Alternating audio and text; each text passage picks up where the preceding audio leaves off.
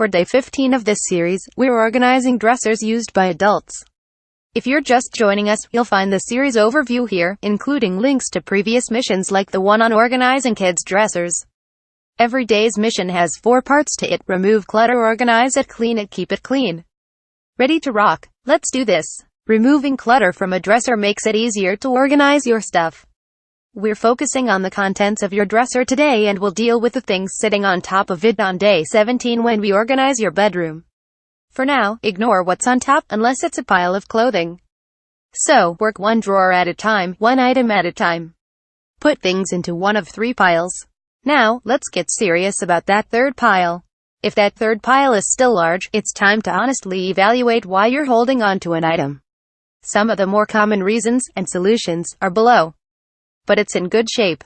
Many of us get uncomfortable parting clothing that's still in good condition. After all, we paid for it, or someone did. That money is only wasted if no one wears it. Donating it gives someone the chance to wear it, so it's no longer a worthless thing cluttering your dresser drawers. It's too big, too small for now.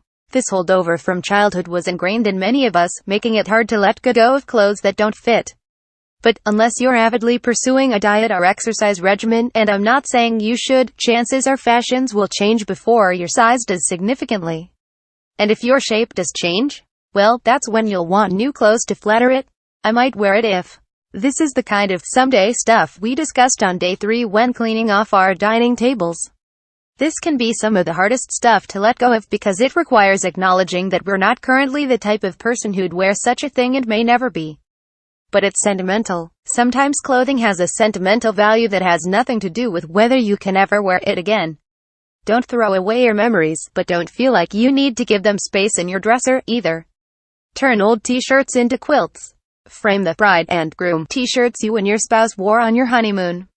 Be creative. Organizing dressers is about making them easy and efficient to use.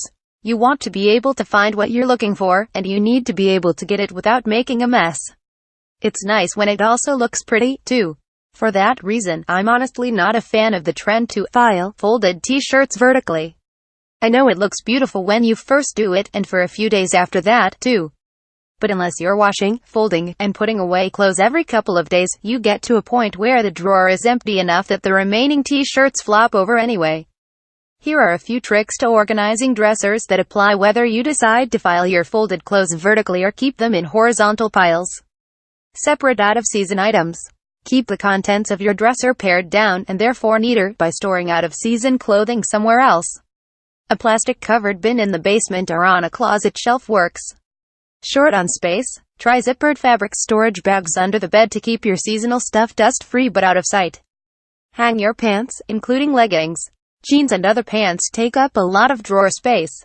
Although leggings are lightweight, like pants, they are a major component of your outfit. Hanging them keeps them visible, making it easier to choose your LOTD without rummaging around in your drawers. Organize the rest by type. In general, the kind of clothes stored in a dresser are delicates, underwear and socks, t-shirts and tank tops, workout clothes, and pajamas. If you live in an area with cold winters, you might also store sweaters in your dresser, in which case you should swap them with tank tops when they're out of season. Store things by function. It's probably obvious that keeping similar types of clothes in the same drawer makes getting dressed easier. Your bras and underwear, for instance, can share the drawer with socks. Put t-shirts and tank tops, or sweaters, in a drawer and you'll be able to grab a top in a jiffy. You get the picture. Dresser drawers stay neater when divided into sections, especially if you need to store different types of clothes together. You can do this visually, and then straighten the sections each time you put away clothes, or with drawer inserts. A general rule of thumb is to divide smaller drawers in halves, and larger drawers in thirds. So, when putting away neatly folded clothes, you're either doing it in 2 stacks or 3. Shallow drawers are the best for things like bras and undergarments. Deeper drawers should hold bulkier items like t-shirts and tank tops or sweaters, workout clothes, etc. Ideas for drawer dividers. You absolutely do not need fancy dividers or organizers to have tidy dresser drawers. Though, if you do decide to splash out for some, I love this underwear bra organizer set and these extendable dividers for other drawers. There are plenty of things around the house that work well, too. It's not a bad idea to make a note of your dresser drawer measurements so you can keep an eye out for containers at the dollar store or garage sales, too. Clean your dresser drawers before putting things away. If you can pull the drawer out completely, flip it over and dust the underside while you're at it. You may be surprised at the dust and other things that collect there. If you're afraid of spiders, consider yourself warned. While your dresser is empty, go ahead and pull it out from the wall. Dust the back of it, along with the wall and baseboard behind it. Put the dresser back before filling the drawers. Keeping on top of what we've already rocked should be turning into a habit by now.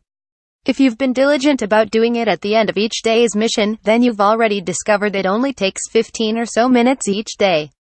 But wow, what a difference those minutes make, right? Remember, we're not re-cleaning, we're just resetting areas so they're tidy again. Besides, yesterday was our weekly cleaning, so there shouldn't be a lot to do. So, grab a trash bag and a box, and buzz through the areas we've already rocked. Toss trash where you find it, and toss things that are out of place into that box. Entryway and coat closet, everything hung up.